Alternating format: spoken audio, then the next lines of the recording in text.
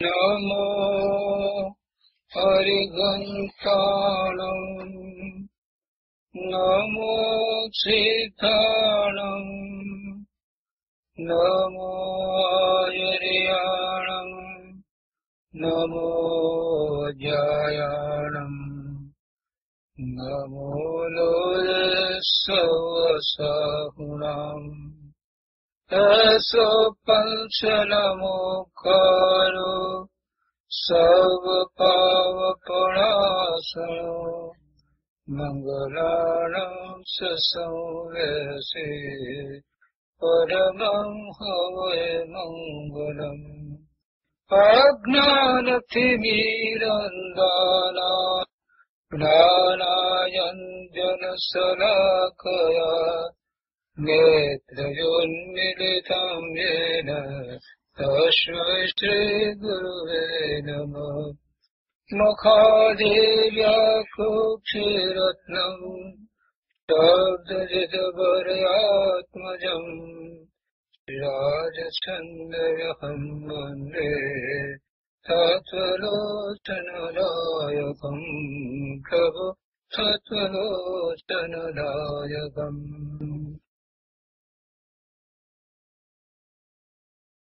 આત્મસિદ્ધિ કૃપાળુદેવ શ્રીમદ રાજચંદ્રજી રચિત આત્મસિદ્ધિ અને આત્મસિદ્ધિ ઉપર પૂજ્ય ગુરુદેવ કાંજી સ્વામીના પ્રવચનો એનો સ્વાધ્યાય આપણે કરી રહ્યા છીએ. એમાં આત્મસિદ્ધિના સ્વાધ્યાયમાં આપણે 78મી ગાથાનો સ્વાધ્યાય કરી રહ્યા છીએ.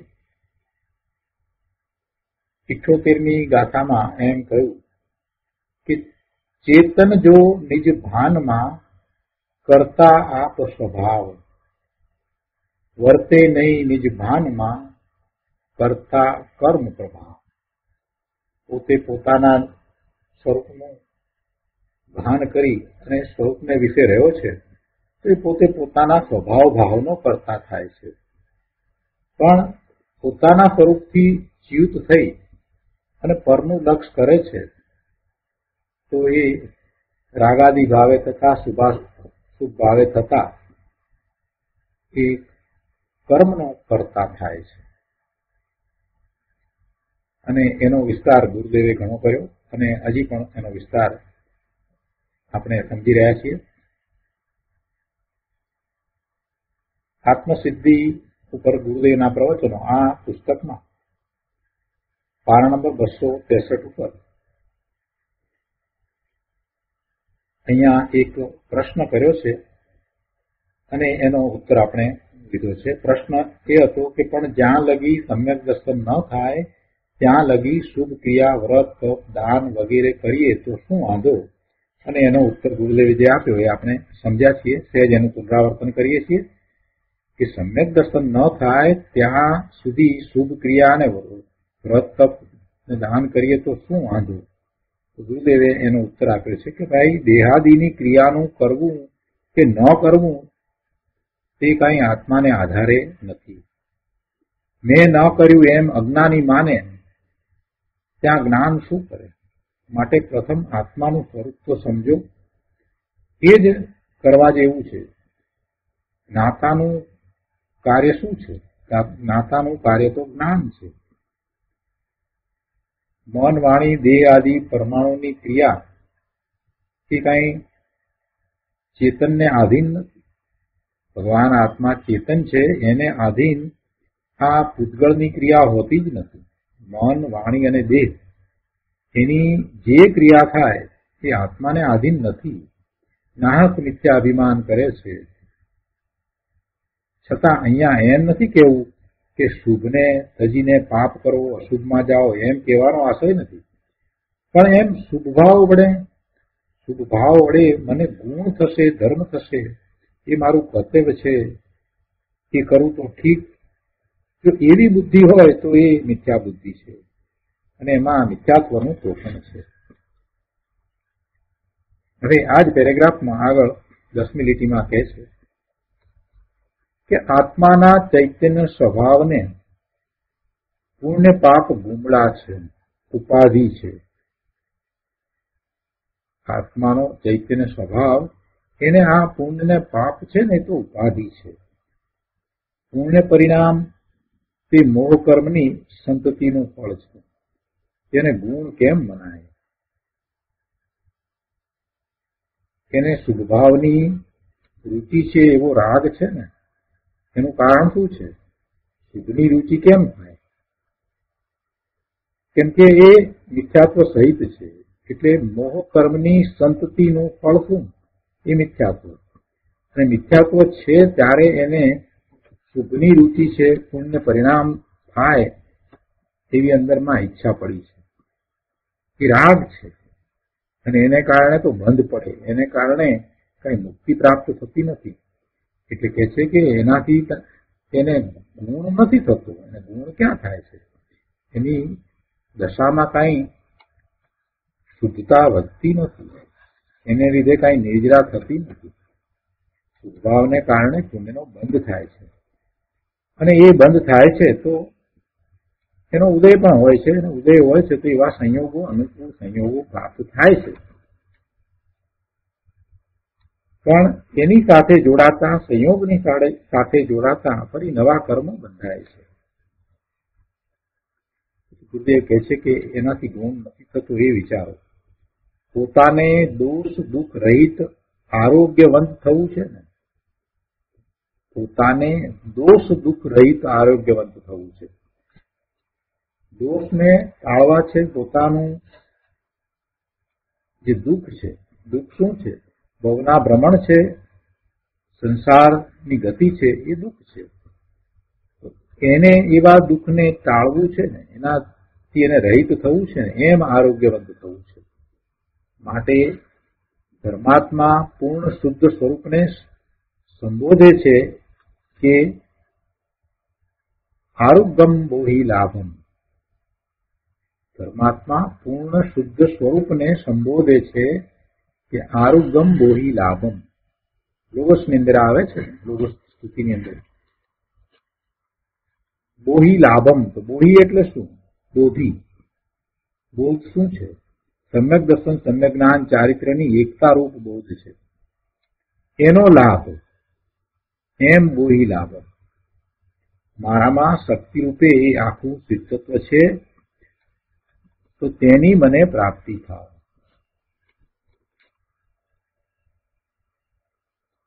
હવે એમ પણ આવે છે ને કે તિથૈરા મેં પશ્યંતુ, હે જીન વિતરાગ, તમે મારા ઉપર પ્રસન્ન થાઓ.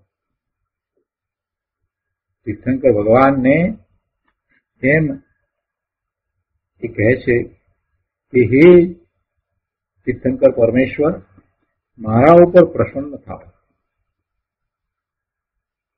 તે તો એવા શબ્દનો અર્થ થયો, પણ એમ શબ્દો પ્રમાણે અર્થ ન થાય. કેમ ન થાય? કેમ કે વિતરાગ પરમેશ્વરને કાંઈ રાગ નથી કે જેથી કરીને તારી ઉપર પ્રસન્ન થશે. તારા પ્રત્યે રાગ થાય તો તારી ઉપર પ્રસન્ન થાય ને, તો તારી ઉપર પ્રસન્ન થાય ને. એ તો વિતરાગ પરમેશ્વર દિનેશ્વર ભગવાન છે, એને તો કોઈના પ્રત્યે રાગ નથી ને દ્વેષ પણ નથી, તો પછી એ કોઈ પર પ્રસન્ન થતા નથી. પણ પોતે વિતરાગને ઓળખીને જેવું તેમનું શુદ્ધ સ્વરૂપ છે તેવું જ મારું છે એવું લક્ષ્ય કરીને, એવી દ્રઢતા કરીને, પોતે વિતરાગ પરમેશ્વરને ઓળખીને, એટલે શું? પોતે વિતરાગ પરમેશ્વરના સ્વરૂપને જાણીને એમણે જે રીતે પુરુષાર્થ કર્યો અને વિતરાગ થયા એને સમજીને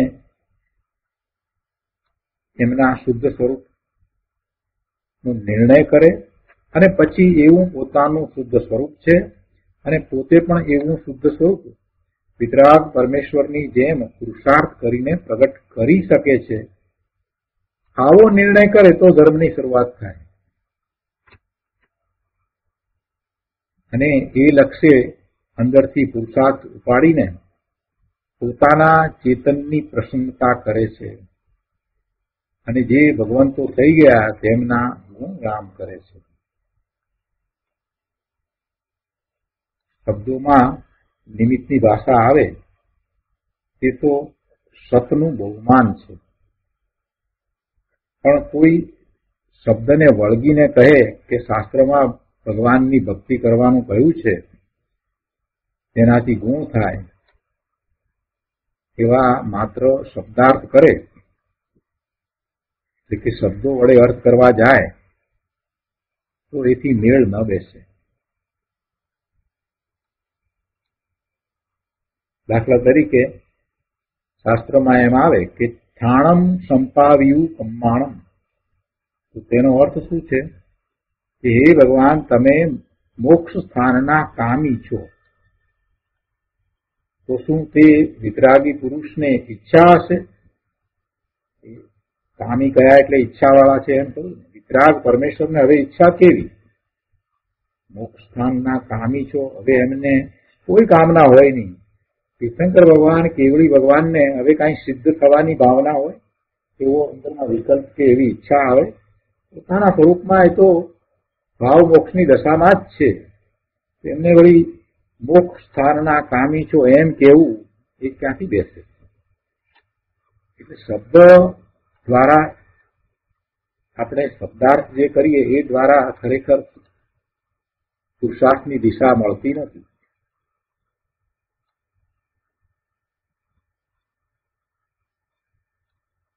હે ભગવાન, તમે મોક્ષ સ્થાનના કામી છો, તો શું તે વિતરાગી પુરુષને એવી ઈચ્છા હશે? ના, એમ નથી. પણ સાધકને અધુરાશ છે, સાધકને હજી અધુરાશ છે, એને પૂર્ણતા નથી થઈ. તેથી પોતાના પરમાર્થને સંબોધે છે અને પોતાને પૂર્ણ થવાની અભિલાષા છે, પોતાને પૂર્ણ થવાની કામના છે, તેથી સમર્થનું નામ લે છે. એટલે અંદરમાં શું ભાવ ભર્યા છે એને સમજવું જોઈએ. દેવ, ગુરુ, ધર્મ, વિતરાગ છે તે પૂર્ણ સત સ્વરૂપ છે. તેમનું બહુમાન કરવા માટે દેવ, ગુરુ, ધર્મ પ્રત્યે પરમ ઉપકારીપણાનો આરોપ કરી અને સ્તુતિ કરે છે. નાની એવી સ્તુતિ કરે છે, પણ સાથે ભાન છે. એને પોતાને સાથે ભાન છે કે પોતે કોણ છે અને પ્રભુ કેવા છે. અને પ્રભુની વાણીમાંથી જે ધર્મ પ્રકાશ્યો છે, જે મોક્ષનો માર્ગ પ્રકાશ્યો છે, એને આત્મસાત કરીને એવો અનુભવ કરીને પછી ગુરુ એ ઉપદેશ આપે છે. અથવા તો એવા આચાર્ય ભગવાન એ શાસ્ત્રોની રચના કરે છે. એમ એ ધર્મનું સ્વરૂપ છે. એટલે એનું જેને ભાન છે, એ જે સમજે છે, એને આવો કોઈક વખત શુભભાવ આવે અને શબ્દોમાં એ એમ કહે પણ ખરો કે પ્રભુ મને સિદ્ધત્વ આપો.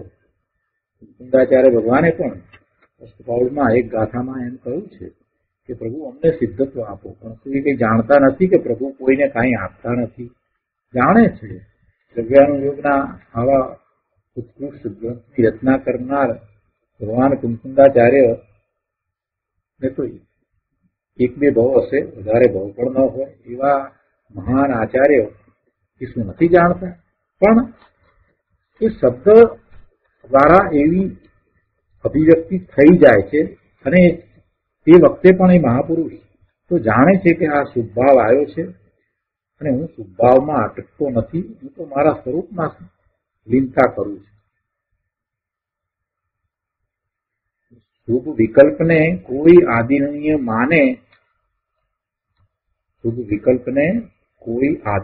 માને તો એ મિથ્યાત્વ છે. શુભ વિકલ્પ આવે છે અને જ્ઞાનીને તો એ હેય છે. હેય છે એટલે કે છોડવા લાયક છે.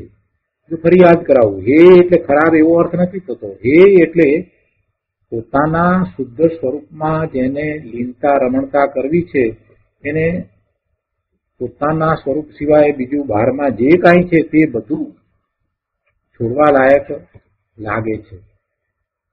અને એમ એ છોડે છે તો જ એ સ્વરૂપમાં જાય છે. બહારમાં પણ રહેવું છે અને અંદરમાં પણ જવું છે, બે વાત એક સાથે નથી બનતી. પોતાના જ્ઞાન દર્શનના ઉપયોગને બહારમાંથી જે પર તરફ રહ્યા છે તો ત્યાંથી એ અંદર તરફ વાળે છે, એમ પોતાના સ્વરૂપનો જે આદર કરે છે ત્યાં એકાગ્રતા કરે છે, એ સાચો ધર્મી છે. એટલે એવા જ્ઞાની ધર્મીને શુભ વિકલ્પ પ્રત્યે એવો ભાવ હોતો નથી. એને એ હે બુદ્ધિ એ જાણે છે, એને શીઘ્ર છોડીને સ્વરૂપને વિશે એ ચિંતા કરે છે. પણ જો શુભ વિકલ્પ ને કોઈ આદરણીય માને તો તે મિથ્યાત્વ છે. વિતરાગતાનો પ્રેમ તે રાગનો પ્રેમ નથી. વિતરાગતાનો પ્રેમ તે રાગનો પ્રેમ નથી અને રાગનો આદર નથી. વિતરાગતાનો પ્રેમ એમાં કોઈ રાગ નથી, એમાં વિતરાગતા છે એમાં કોઈ શુદ્ધભાવ પણ હોય નહીં. એ કઈ રાગનો પ્રેમ કે રાગનો આદર નથી. જો રાગનો રાગ રાખે, રાગની રુચિ રાખે તો તે વિતરાગનો આદર નથી. વિતરાગી પુરુષો થઈ ગયા, તેમના ગુણનું બહુમાન કોણ કરી શકે?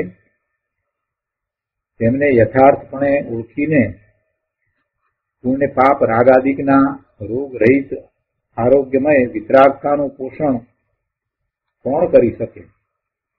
કે જે રાગનો આદર કરતો નથી અને જેને વિતરાગની વાણી આત્મસાત થઈ છે, જેને સ્વરૂપનું લક્ષ રહે છે, એ જ સાચા અર્થમાં એવા વિતરાગી પુરુષોનો આદર કરી શકે છે. એટલે કે છે કે તેમને યથાર્થપણે ઓળખીને પુણ્ય પાપ રાગાદિકના રોગ રહિત આરોગ્યમય વિતરાગતાનું પોષણ જેમને થયું હોય તે વિતરાગનો આદર કરે છે. બાકી જેને રાગનો આદર છે એ વિતરાગનો આદર કરતો નથી. કેમ કે પોતાનો રાગ ભાવ છે, એ રાગ ભાવ છે એને જ્યાં સુધી વળગીને રહ્યો છે ત્યાં સુધી વિતરાગ સત્ય અનાદર જ છે. અને જે જ્ઞાની છે, ધર્મી છે, એને વિતરાગ પ્રત્યે આદર છે. કેમ કે એને વિતરાગતાનું પોષણ થયું છે. કઈ રીતે વિતરાગતાનું પોષણ થયું છે? તો પોતાના સ્વરૂપનું લક્ષ્ય કરીને તો તે રાગ ભાવથી જુદો પડ્યો છે, એટલે કે એ અરાગ ભાવને ઉપાડે છે. તો એને વિતરાગ પરમેશ્વરનો આદર છે. વિતરાગ ભગવંતોની વિતરાગતાને ઓળખીને તેમાં ઉપકારીપણાનું આરોપણ કરે છે અને ભગવંતોનું જે બહુમાન કરે છે તે પરમાર્થે પોતાના ગુણનું બહુમાન કરે છે. બહુ સરસ વાત કરી. ખરેખર તો વાસ્તવમાં તમને વિતરાગી પરમેશ્વર તરફ એવો આદરનો ભાવ આવ્યો, અહોભાવ આવ્યો, તો એમનું સ્વરૂપ સમજ્યા પછીથી એવો ભાવ આવ્યો છે. તો બીજી રીતે એને એમ પણ કહેવાય કે તેથી તમે તમારા સ્વરૂપનો જ આદર કરી રહ્યા છો, તમે તમારા ગુણોનો આદર કરી રહ્યા છો. આવી વાત છે. આગળ કહે છે કે સત આવશ્યક આદિ ક્રિયાનો શુભરાગ નીચલી દશામાં હોય છે. છ આવશ્યક આપણે પ્રતિક્રમણની આખી વિધિ જોઈએ તો એમાં 6 આવશ્યક હોય છે. વંદન, 24 તીર્થંકર ભગવાનની સ્તુતિ, સામાયિક, પ્રતિક્રમણ, પ્રત્યાખ્યાન અને કાયોત્સવ, એમ 6 આવશ્યક હોય છે. તો એવા 6 આવશ્યક રૂપ ધર્મની ક્રિયા જેને આપણે પ્રતિક્રમણ કહીએ છીએ, તો એનો એવી ક્રિયાનો શુભરાગ નીચલી દશામાં હોય છે. જ્ઞાનીને તે હે બુદ્ધિથી છે. જો અહીંયા સમજવાનું છે, જ્ઞાનીને એવા 6 આવશ્યક હોતા નથી એમ કેવું નથી. અને જ્ઞાની એ 6 આવશ્યકને છોડીને ક્યાં જતા હશે? સુખમાં જતા હશે? ના, જ્ઞાની ને તે હે બુદ્ધિ છે, એટલે કે જે આ ક્રિયા શુભ ક્રિયા એ શુભ ક્રિયા હે બુદ્ધિ છે, એનો અર્થ એ છે કે પોતે પોતાના સ્વરૂપમાં જાય છે તો એ અપેક્ષાથી એને છોડીને જાય છે. પોતે સમયે સમયે પ્રતિક્રમણ કરે છે. જ્ઞાની છે એ ભૂમિકામાં તો દરેક સમયે એમને પ્રતિક્રમણ થઈ જ જાય છે, અને એમને પ્રતિક્રમણ કરવા જેવું એવું ખાસ રહેતું નથી. કે વારંવાર જે પોતાના સ્વરૂપને વિશે જતા હોય, એટલે કે વિભાવ ટાળીને સ્વભાવ ભાવે થતા હોય, એમને સહજ પ્રતિક્રમણ જ વર્તે છે, સહજ સામાયિક જ વર્તે છે. એટલે આ 6 આવશ્યક રૂપ જે શુભ ક્રિયા છે, એ ક્રિયાને જે છોડી અને સ્વભાવમાં સ્વરૂપમાં એ લીનતા કરે છે. એમ જ્ઞાનીને તે હે બુદ્ધિથી છે. સત આવશ્યક આદિ ક્રિયાનો શુભરાગ, એવી ક્રિયાનો શુભરાગ નીચલી દશામાં હોય છે. જ્ઞાનીને તે હે બુદ્ધિથી છે. શ્રદ્ધામાં પ્રથમથી જ તેને બંધનનું કાર્ય માને છે. શુભ ભાવ છે એને બંધનું કારણ માને છે. પોતે તીવ્ર કસાય ટાળવાનો પુરુષાર્થ કરે છે. સાથે શુભ યોગની ક્રિયા પણ જે નિમિત્તરૂપ જણાય છે એને જાણે છે કે તે કાર્ય મારું નથી, છતાંય એવી શુભ ક્રિયા જ્ઞાનીને થઈ જાય છે. જ્ઞાનીને પણ એવા શુભ ભાવ આવે છે, પણ એ જાણે છે કે એ કાર્ય મારું નથી, એ દ્વારા મને ધર્મ નથી, મારું કાર્ય તો મારા સ્વરૂપને વિશે રહેવાનું છે. જે આ શુભ કાર્ય એવી ક્રિયા છે એનાથી મને ધર્મ નથી, એનાથી મને ગુણ નથી. છતાંય વિનયની ભાષામાં એમ આવે કે હે ભગવાન મને સિદ્ધપદ આપો, એવો સ્તુતિનો ભાવ પણ આવે. માનતુંગાચાર્ય ભગવાનને એવો સ્તુતિનો ભાવ અંદરમાંથી પ્રભુ પ્રત્યે આવ્યો તો ભક્તામરની રચના થઈ ગઈ.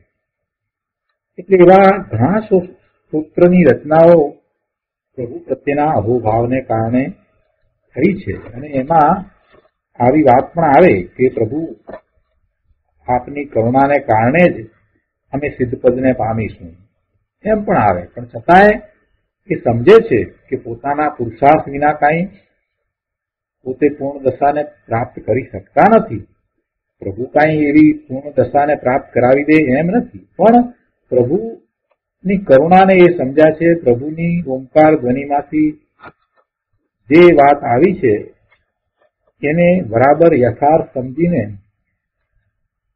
એ પોતે એવું ભાવસૂત પ્રગટ કરે છે. એટલે એવો સહજ ભાવ પ્રભુ પ્રત્યે આવી જાય છે, પ્રભુ પ્રત્યેનો અહોભાવ આવી જાય છે.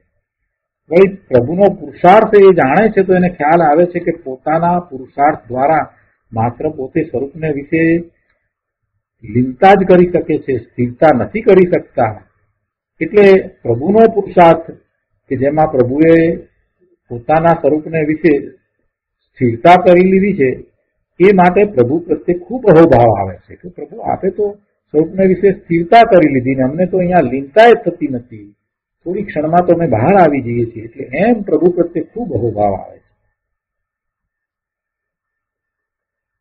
અહીંયા કહે છે કે વિનયની ભાષા એવી આવે કે હે ભગવાન મને સિદ્ધપદ આપો. તો દેહ રહિત સિદ્ધ ભગવાન કોઈને કાંઈ આપી શકે? નથી આપી શકતા. પણ સમજનાર સમજીને પોતાનો પુરુષાર્થ ઉછાળીને કહે છે કે હું સિદ્ધ જેવો છું. ખરેખર તો એનો કહેવાનો આશય અંદરમાં તો એવો છે કે પોતે સિદ્ધ સમાન છે, ભગવાનના જ્ઞાનમાં સિદ્ધ સમાન જણાયો છે. એટલે પોતાને સિદ્ધપદની અવશ્ય પ્રાપ્તિ થશે. કેમ કે એવા પરમેશ્વર ભગવાનની વાણીને એને પૂર્ણપણે આત્મસાત કરી છે, એને સ્વીકારી છે. એને પ્રભુની વાણીમાં કોઈ આશંકા નથી, એનો પૂર્ણપણે સ્વીકાર થયો છે.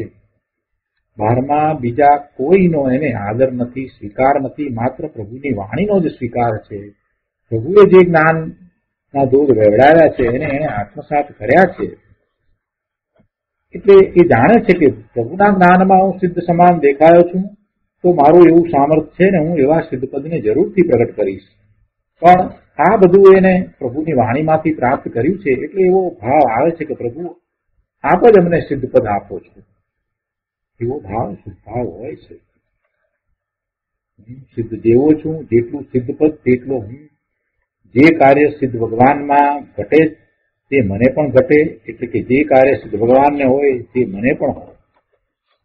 આવો નિર્ણય જેને થાય છે એની દ્રષ્ટિ સ્વરૂપ તરફ રહે છે. એટલે પ્રથમ તો આવો નિર્ણય થવો ખૂબ જરૂરી છે. પ્રથમ ભૂમિકામાં આવો નિર્ણય હોય જ છે.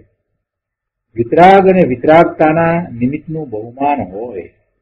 વિતરાગ પરમેશ્વરનું પણ બહુમાન હોય અને વિતરાગતાના નિમિત્ત એવા દેવગુરુ અને શાસ્ત્ર એનું પણ બહુમાન હોય. એને અભિમાન એમ ન હોય કે હું બધું મારા પુરુષાર્થથી પ્રાપ્ત કરું છું, એમાં દેવગુરુ શાસ્ત્રનું કાંઈ નથી, એવા અભિમાન ન હોય. સાચા અર્થમાં એને જ એવા દેવગુરુ શાસ્ત્ર પ્રત્યેનું બહુમાન હોય છે કે જે એવો પુરુષાર્થ કરે છે. ભાષામાં વિનય અને નમ્રતા જ હોય, અભિમાન ન હોય.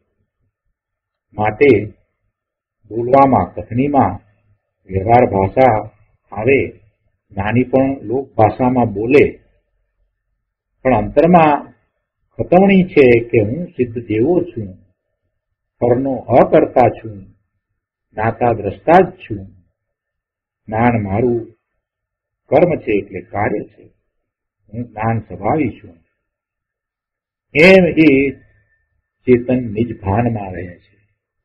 કહ્યું ને આ ગાથામાં કે ચેતન જો નિજ ભાનમાં તો કરતા આપ સ્વભાવ, એમ પોતે પોતાના સ્વભાવ ભાવનો કરતા થાય. એટલે પોતાના નિરુપાધિક સ્વભાવનું આત્મામાં કરતાપણું છે એવો યથાર્થ નિર્ણય થયો તો પછી આ પુણ્ય આદિ, દેહ આદિ પરદ્રવ્યના કોઈ કાર્યને પોતાના એ કેમ માને? એનો કરતા એ શા માટે થાય? એનો એ કરતા નથી થતો, માત્ર પોતાના સ્વભાવ ભાવનો કરતા થાય છે. જો એ પોતાના સ્વરૂપના ભાનમાં રહે છે તો એ પોતે પોતાના સ્વભાવ ભાવનો કરતા થાય છે. ચેતન જો નિજ ભાનમાં કરતા આપ સ્વભાવ, પોતાના સ્વભાવનો કરતા છે. નિજ ભાનમાં છે, સ્વભાવ ભાવે પરિણમી રહ્યો છે, તો એનું કરતા પણ પોતાના સ્વરૂપને વિશે જ છે. બીજી રીતે કહીએ તો એ અકર્તા છે, કેમ કે સ્વરૂપ તો એવું છે કે એનું કાંઈ કરવાનું હોતું જ નથી.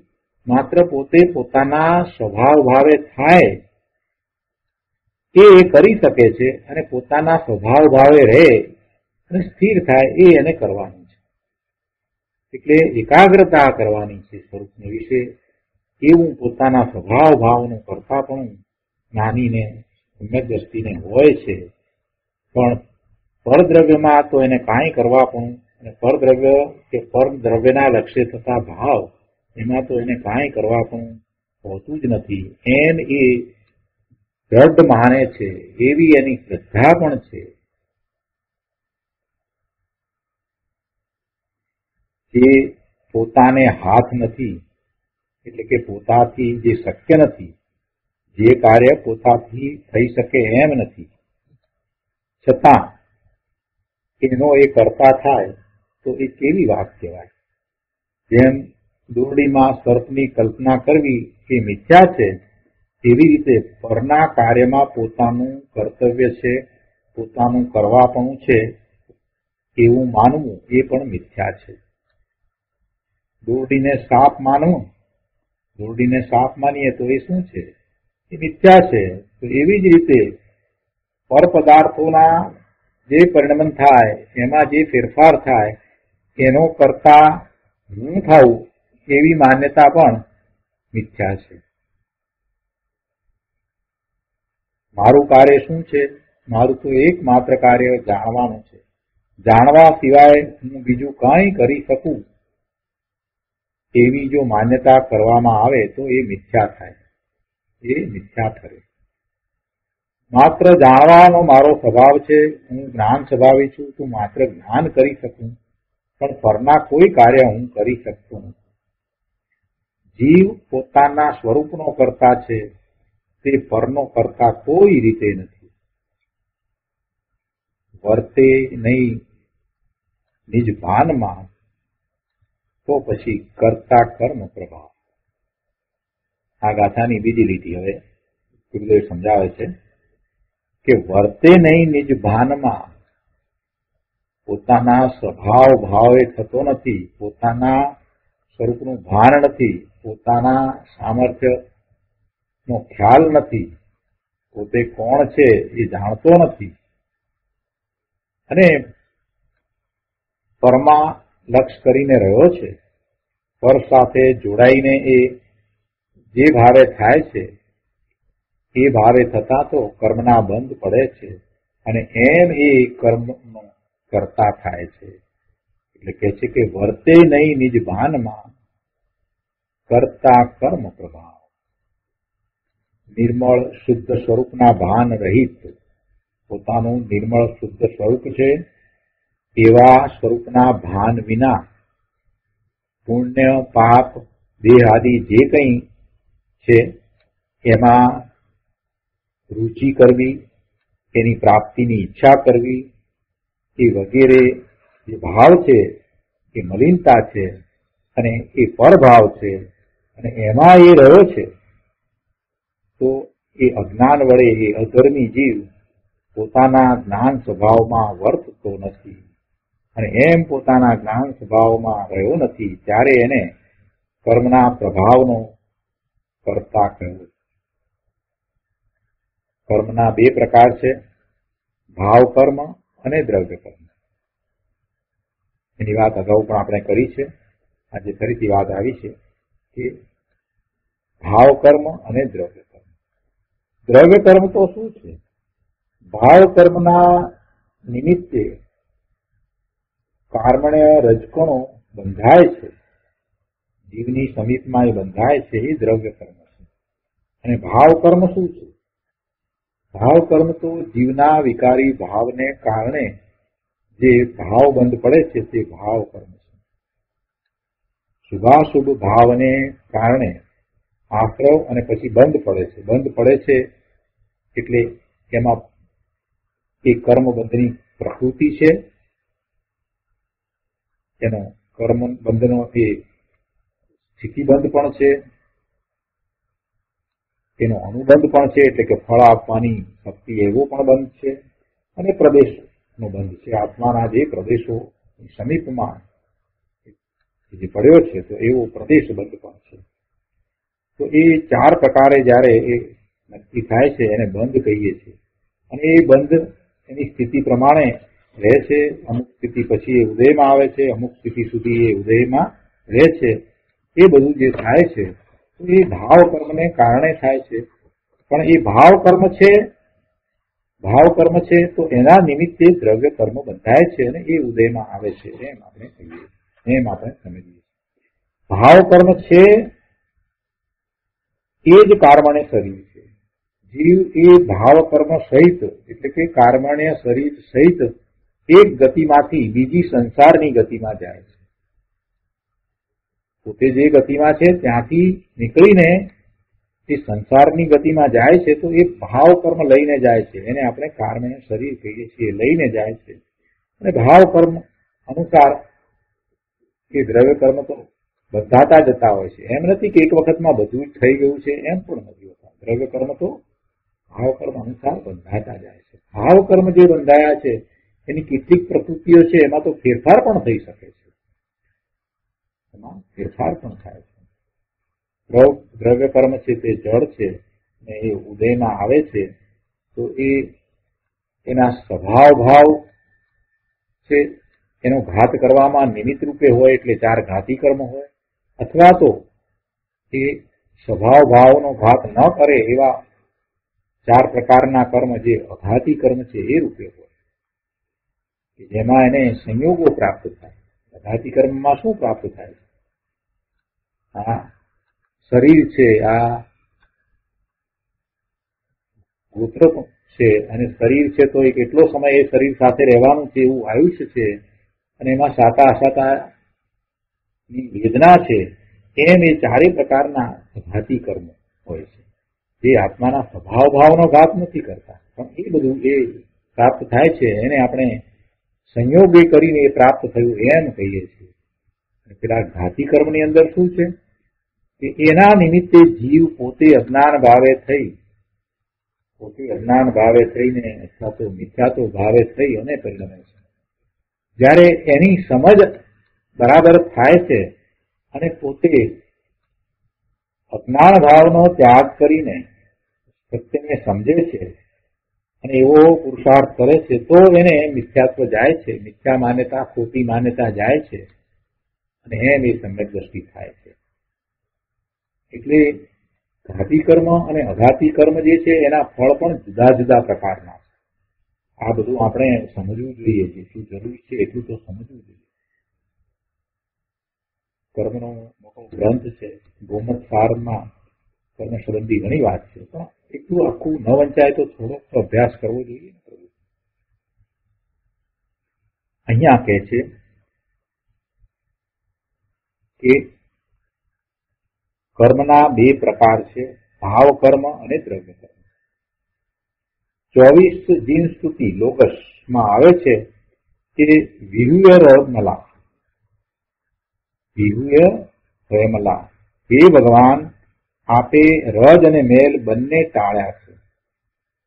રજ શું? રજ કોને કહ્યું? રજ એટલે જ્ઞાનાવરણ આદિ 8 કર્મની, ઘાતી અને અઘાતી કર્મ, એની રજ 8 કર્મની ઝીણી ધૂળ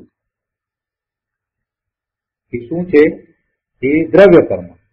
8 કર્મની ઝીણી ધૂળ, જ્ઞાનાવરણીય આદિ 8 કર્મની જે પ્રકૃતિ છે, દ્રવ્ય કર્મની પ્રકૃતિ છે, એ કર્મને રજગુણો ભેગા થઈ અને એ રૂપે બંધાયા છે. એ રજ અને મળ એટલે શું? મળ એટલે કે રાગાદિક પુણ્ય પાપના પરિણામ તે મળરૂપ છે, એ ભાવ કર્મ છે. મળ એટલે મલિનતા. અહીંયા અને એને કઈ મલિનતા અહીંયા લીધી છે કે રાગાદિક પુણ્ય પાપના પરિણામ તે મળરૂપ ભાવ કર્મ છે. એટલે ભાવ કર્મ ને આ દ્રવ્ય કર્મ એની અહીંયા સરસ વ્યાખ્યા કરી છે અને એનાથી રહિત થવાની વાત લોકોસમાં કહી છે. એ ભગવાન આપે રજ અને મેલ બંને ટાળ્યા છે. રજ એટલે આ જળ કર્મ છે, દ્રવ્ય કર્મ છે એ, અને મળ એટલે રાગાદિક જે પુણ્ય પાપના પરિણામ જે ભાવ કર્મ છે એ બંને આપે ટાળ્યા છે.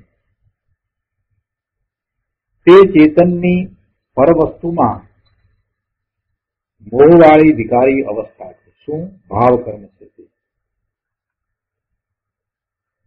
ચેતનની પરવસ્તુમાં મોહવાળી વિકારી અવસ્થા છે. એટલે શું કહ્યું કે ચેતનની એ વિકારી અવસ્થા છે. ચેતનની વિકારી અવસ્થા એમાં શું છે તો કે પર વસ્તુમાં એને મોહ છે ને એવી વિકારી અવસ્થા છે. એ જે ભાવ એના છે તો એ આસવ થાય છે અને બંધ પડે છે, એટલે ભાવ બંધ પડે છે. તે અજ્ઞાનપણાની ભૂલ છે. પોતે અજ્ઞાનપણે એવા ભાવ કરે છે એટલે અજ્ઞાન અવસ્થામાં થતી એ ભૂલ છે. મિથ્યા માન્યતા છે, ભ્રમણા છે. જેવા ભાવ કરે છે, મિથ્યા માન્યતાને કારણે જેવા ભાવ કરે છે એવા ભાવ બંધ થાય છે. સત્ય જાણતો નથી અને બ્રહ્મમાં રહ્યો છે તો અનેક પ્રકારે એ માન્યતા કરે છે, અનેક પ્રકારે ભાવ કરે છે. એ બધું એને ભાવબંધનું કારણ થાય છે. પણ જ્યારે શુદ્ધ પરમાત્માને ઓળખ્યા કે સિદ્ધ ભગવાન જેવો હું શુદ્ધ છું, ઉપાધિ, ભૂલ, ભ્રમણા મારો સ્વભાવ નથી એમ જાણે એટલે વિભાવની રુચિ, વિભાવની અસરથી એની ભ્રાંતિથી છૂટીને સમ્યક અભિપ્રાયમાં સ્થિર થાય છે. પરમાત્માના સ્વરૂપને જાણે, પરમાત્માને ઓળખ્યા એટલે કે પરમાત્માના સ્વરૂપને જાણે, પરમાત્માના પુરુષાર્થને જાણે. પરમાત્માનું શુદ્ધ સ્વરૂપ છે અને એવું પરમાત્માએ જીનેશ્વર ભગવાને એ પ્રગટ કર્યું છે. એ બધું જયારે એ જાણે છે અને એમની વાણીમાં આવેલી વાત કે પોતે પણ શક્તિ અપેક્ષાએ સિદ્ધ સમાન છે, શુદ્ધ છે, અને એવો જ નિર્ણય કરે છે તો પછી એને આ શુભાશુભ ભાવની રુચિ, એની અસર, એની ભ્રાંતિ એ બધું ચાલ્યું જાય છે અને સમ્યક અભિપ્રાયમાં એ સ્થિર થાય છે. એટલે કે વિભાવથી છૂટીને સ્વભાવમાં ટકે છે. સ્વભાવ જે પોતાનું નિશ્ચયથી શુદ્ધ સ્વરૂપ છે એમાં એ ટકે છે. સ્વભાવમાં એ અવશ્ય ટકે છે, નિશ્ચય ટકે છે. આત્માનો યથાર્થ નિર્ધાર થયો તે જ વખતે રાગાદી અને દેહાદી સંયોગથી છૂટી શકાતું નથી. જે વખતે આત્માનો નિર્ધાર થયો તે જ વખતે રાગાદી અને દેહ આદિ સંયોગથી છૂટી શકાતું નથી. રાગાદી અને દેહ આદિને સંયોગ કયા? આપણે હમણાં જ વાત કરી, અઘાતી કર્મને કારણે જે બધા પ્રાપ્ત થાય છે એ બધું સંયોગ. અને રાગાદીથી પણ છૂટી શકાતું નથી. શરીરથી તો છૂટી શકાતું નથી, પણ રાગાદીથી પણ છૂટી શકાતું નથી.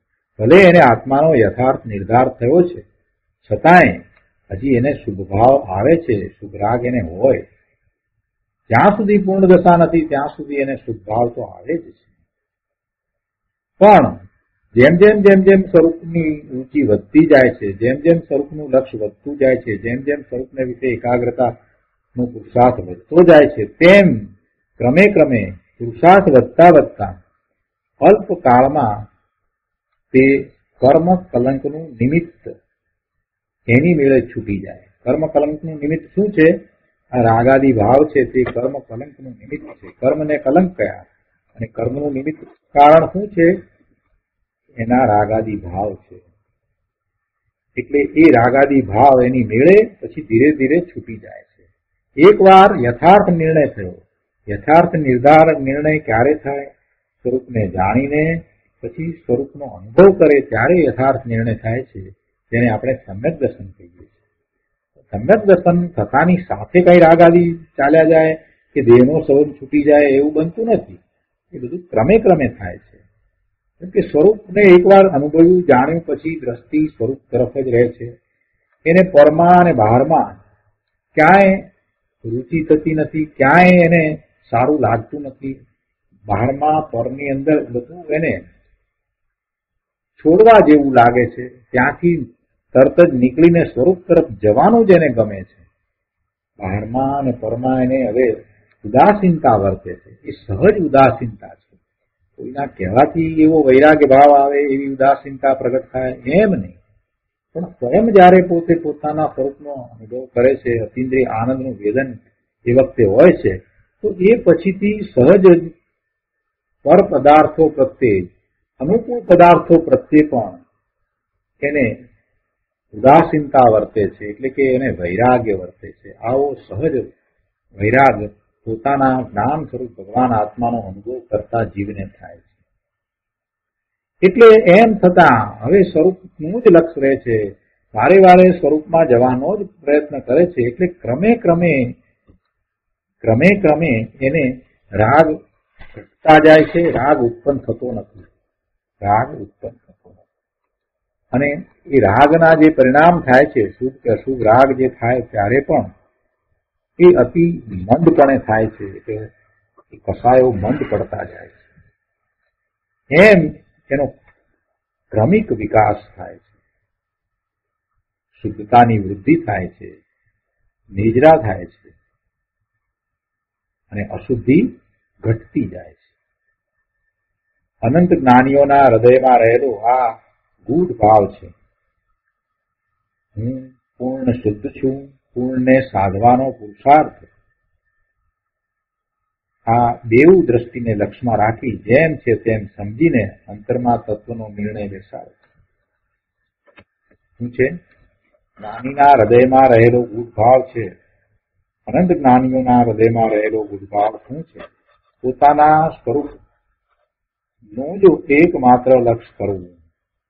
ત્યાં જ આનંદ, શાંતિ અને સ્વચ્છતા, નિર્મળતા બધું ભર્યું પડ્યું છે. હું પૂર્ણ છું, હું શુદ્ધ છું અને પૂર્ણને સાધવાનો પુરુષાર્થ કરી શકવાના સામર્થ્ય વાળો છું. હું પૂર્ણ શુદ્ધ છું અને એવો પુરુષાર્થ કરી શકું છું એ બે વાતને લક્ષમાં રાખી અને પછી તત્વનો નિર્ણય કરે અને એમ એ આગળ વધે તો સમ્યક દર્શન જરૂરથી થાય. એ મોક્ષનો માર્ગ છે. સમ્યક દર્શનથી જ મોક્ષ માર્ગની શરૂઆત થાય છે. ત્રણેય કાળે આ જ મોક્ષ માર્ગ છે, બીજો માર્ગ જ નથી. એમાં કાંઈ બીજા મતની વાત નથી, કોઈ મતને કોઈ નીચો પાડવાની પણ વાત નથી. પણ જે છે તે પરમ સત્ય તો આ જ છે. વિઘ્નેશ્વર ભગવાનની વાણીમાં જે વાત આવી છે તે તો આ જ છે કે ભાઈ સ્વરૂપના લક્ષ્ય જ તને તારા પૂર્ણ શુદ્ધ સ્વરૂપની પ્રાપ્તિ થશે, બાકી પરનું લક્ષ્ય કરતા તને કાંઈ પ્રાપ્ત થવાનું. આ વાત તો એને બેસાડવી જ પડશે. આગળ છેલ્લા પેરેગ્રાફમાં અહીંયા કહે છે કે પરમ અનંત આનંદના ભાન સહિત આત્માર્થી જ્ઞાન સ્વભાવનો જ કરતા છે. આપણે તો કરતાપણાની વાત ચાલી રહી છે ને. જો રહે નિજ ભાનમાં તો એ પોતાના સ્વભાવ ભાવનો કરતા થાય છે, એ વાત ચાલી રહી છે. અને જો એ પોતાના સ્વભાવ ભાવને ભૂલી અને જો પરનું લક્ષ્ય કરે છે તો એ કર્મનો કરતા થાય છે. કેટલી સરસ વાત આ ગાથામાં કરી છે. એનો જ વિસ્તાર આ બધો ચાલી રહ્યો છે. એમાં જે પ્રયોજનભૂત વાત છે એ ગુરુદેવ ખૂબ સ્પષ્ટ કરી રહ્યા છે. આગળ પણ અહીંયા કહે છે કે પરમ અનંત આનંદના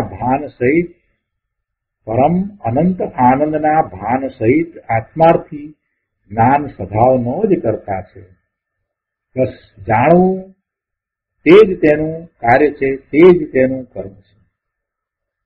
ધર્મી પોતાના સ્વભાવના ભાનમાં અન્ય કોઈ પર પદાર્થનો કે કર્મ આદિનો કરતા થતો જ નથી, છે નહીં.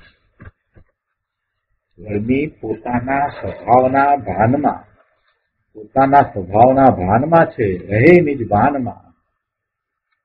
તો એવો ધર્મી સમ્યક દ્રષ્ટિ જ્ઞાની કોઈ કર્મ આદિનો કરતા નથી.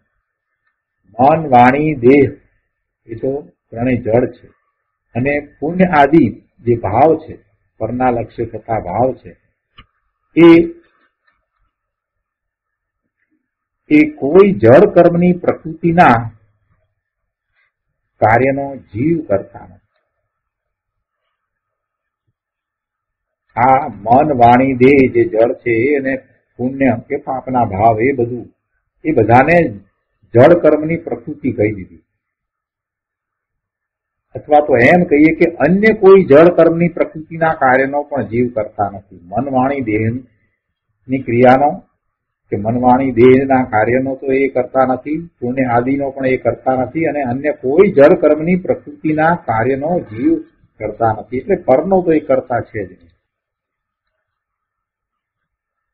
હું બીજાને સુખી કરું, દુઃખી કરું, બીજાને મારું કે જીવાડું વગેરે એ જે માને છે, પણ ખરેખર જોવા જઈએ તો એ એવું કરી શકતો નથી. એટલે એનો એ કરતા નથી. ભલે એ માને પણ પરના કોઈ કાર્યનો જીવ કરતા નથી. કોઈને ન તો સુખી કરી શકે છે, ન તો દુઃખી કરી શકે છે. કોઈને સુખી દુઃખી કરવાનો ભાવ કરે છે, અને એવો ભાવ છે એનો એ કરતા થાય છે. વાસ્તવમાં એના અંતરમાં કઈ એવું પડ્યું નથી કે જેથી એ એવા ભાવનો કરતા થાય. એના સ્વરૂપમાં કોઈ એવો ગુણ નથી કે જેને કારણે એ પોતાના સ્વભાવને છોડી અને વિભાવ ભાવે થાય અને શુભાશુભ ભાવનો કરતા થાય.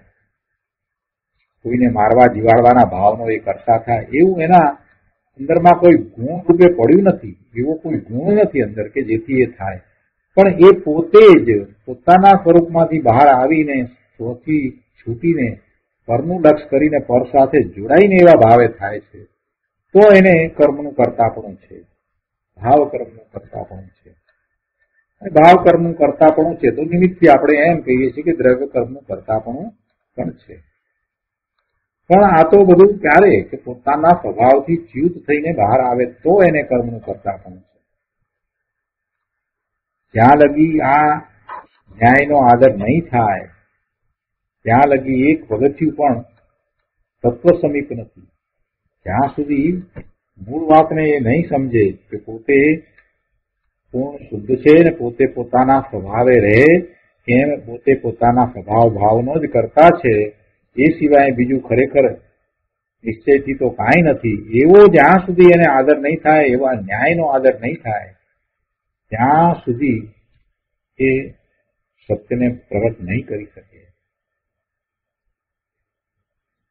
ત્યાં સુધી એ તત્વને નહીં સમજી શકે.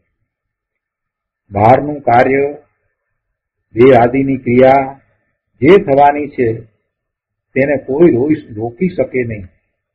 જે ક્રિયા થવાની છે શરીરની, અને બહારના કાર્યો, બીજા પદાર્થોના કાર્યો જે થવાના છે એને બીજો કોઈ રોકી શકતો નથી. પોતે પણ એને કોઈ કરી શકે કે એને કાંઈ રોકી શકે એમ નથી. જે પોતાનું કાર્ય નથી એને એ કરી શકતો નથી, અને છતાંય એને ધર્મ માને તો એ તો મિથ્યાત્વ છે.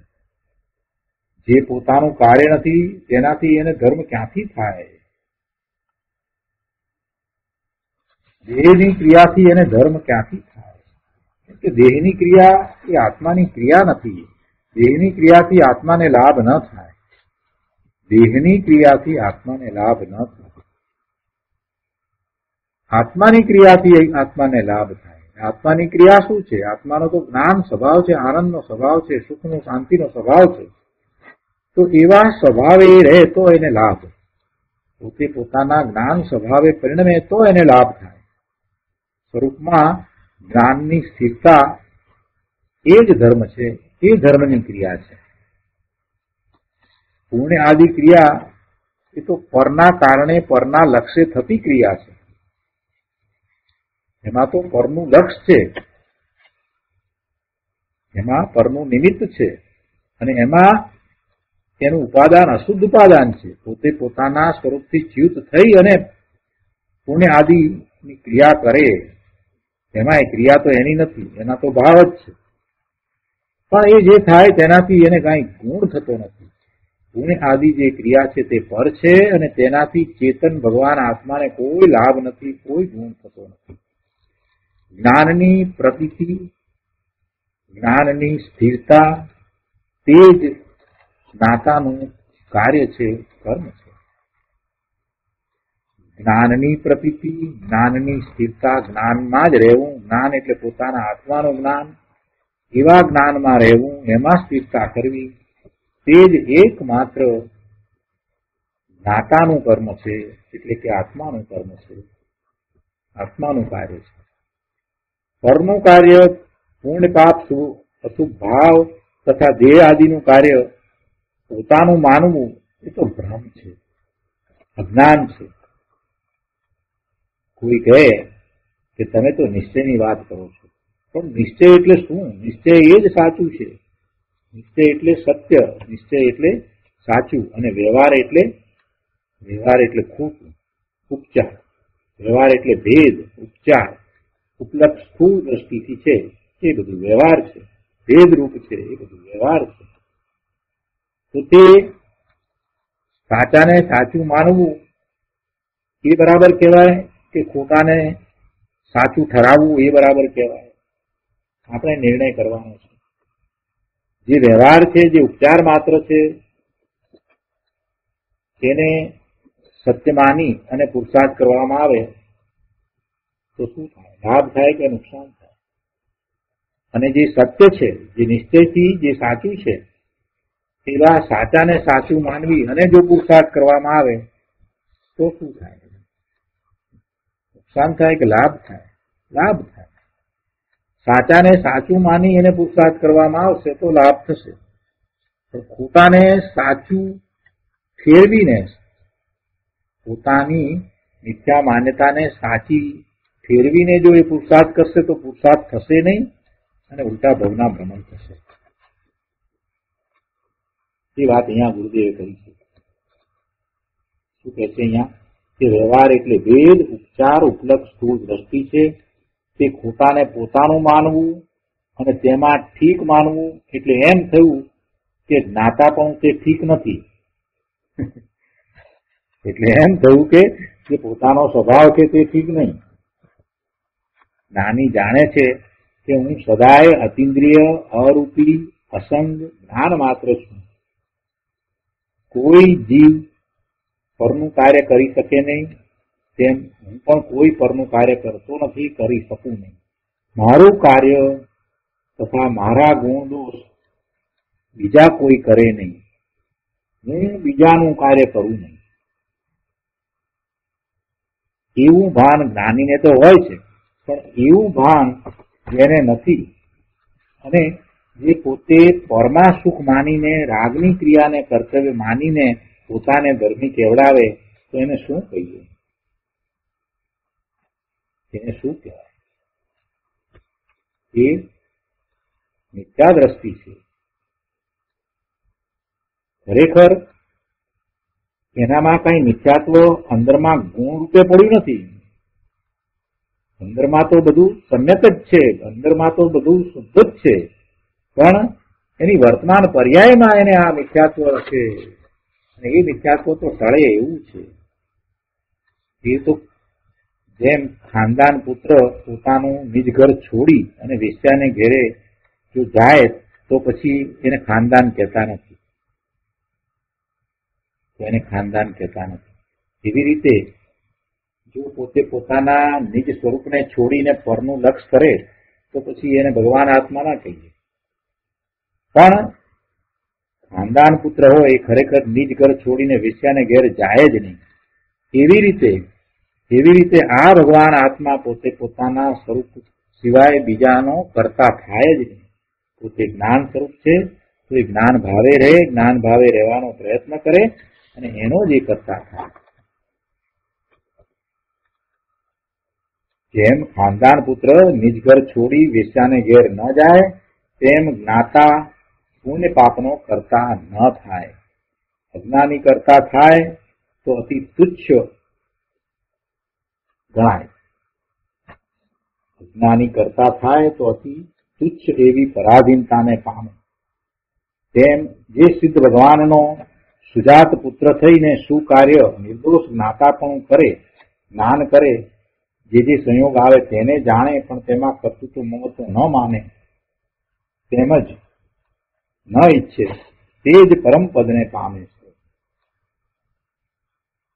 પોતાનું સિદ્ધ પદ તે અરાગીપણું છે અને તે ભાને જ્ઞાન ઘરમાં ટકીને જ્ઞાનની સ્થિરતા વડે પોતાનું સિદ્ધ પદ સાધે અને તે જ એક પોતાનું કર્તવ્ય માને તેને સમ્યક દ્રષ્ટિ કહીએ. બહુ સરસ વાત કરી. આગળ પણ અહીંયા કહે છે કે સાચું છે તે જવાનું નથી. જ્ઞાન થતાં જ સંસારના સંયોગ છૂટી જાય એવો નિયમ નથી. જ્ઞાન થાય, સમ્યક દર્શન થાય એટલે બધો સંસારના સંયોગ છૂટી જાય એમ નહીં. સંયોગ તો એને પૂર્વે કરેલા કર્મને કારણે પ્રાપ્ત થવાના છે તે થશે, પણ દ્રષ્ટિ બદલાઈ જાય છે. એની શ્રદ્ધામાં બહુ મોટો ફેર પડી જાય છે. આત્માને ઓળખીને બધા વિરોધને ટાળીને જેમ છે તેમ નિર્દોષ તત્વનો નિર્ણય એને થઈ જાય છે. અને એવો નિર્ણય કર્યા પછી સ્વરૂપમાં સ્થિરતા થવાને ભલે વાર લાગે, સમય જાય, અને એ દરમિયાનમાં એને અલ્પ શુભ બંધ પણ થાય અને ક્યારેક પછી અશુભ બંધ પણ થઈ જાય. પણ સમ્યક જ્ઞાન થયું છે એટલે હવે એને ભવના ભ્રમણ વધુ થવાના નથી. વધુમાં વધુ 15 ભવે તો એ મોક્ષે જશે જ. એમ નથી કે સમ્યક જ્ઞાન થયું કે તરત જ બધા રાગ દ્વેષ ટળી જાય કે સંસાર છૂટી જાય, તેમ નથી. પણ સાચી દ્રષ્ટિના ભાનમાં જે રાગાદિક થઈ જાય છે અને તેનો એવા કર્મ બંધનો જે કરતા થાય છે, તો હવે એ કર્મ બંધનો કરતા નહીં થાય. હવે અતિ અલ્પ કર્મ બંધાશે. હવે અનંતાનુબંધી તો બંધ પડશે જ નહીં. એમ એ રાગાદિક એને થઈ જાય તો તેનો કરતા જ્ઞાની થતો નથી. એને પોતાનું કાર્ય સમજતો નથી. તેને માત્ર દ્રષ્ટા જ્ઞાતા ભાવે જુએ છે. તેથી એને ઘણી નિજરા થાય છે. એટલે કે કર્મની નિજરા થતી જાય છે, કર્મ કરતા જાય છે અને નવા કર્મ અતિ અલ્પ બંધાય છે. જ્ઞાની થયા પછી પુણ્ય રાગાદિનો પ્રસંગ થઈ જાય છે.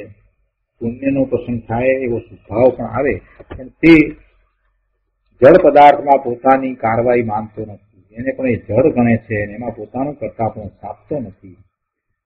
આ દેહની ક્રિયા જ્યાં જ્યાં જે જ્યારે જ્યારે જે કંઈ થવાની છે ત્યાં ત્યાં તે ત્યારે ત્યારે થશે, પણ જ્ઞાની એમાં અભિમાન ન કરે, એમાં એમ ન માને કે મેં સેવા કરીને, મેં દાન કર્યું, મેં આને સુખી કર્યા, અને પર વસ્તુમાં ઠીક અઠીકપણાની બુદ્ધિ, એને પ્રાપ્ત કરવાની ઈચ્છા, કે એવી રુચિ, એમાંનું એને કાંઈ થતું નહીં. જો એવું હોય તો સમજવું કે જ્ઞાની નથી, એ મિથ્યા દ્રષ્ટિ છે. એ કહે છે કે ન્યાય સમજો તો આ ગૂઢ તત્વ સમજાય તેમ છે. બહુ સરસ વાત, બહુ સુંદર વાત. તો આજનો સ્વાધ્યાય આપણે અહીંયા સુધી રાખીએ છીએ. હવે સુખધામ બોલીએ. સુખધામ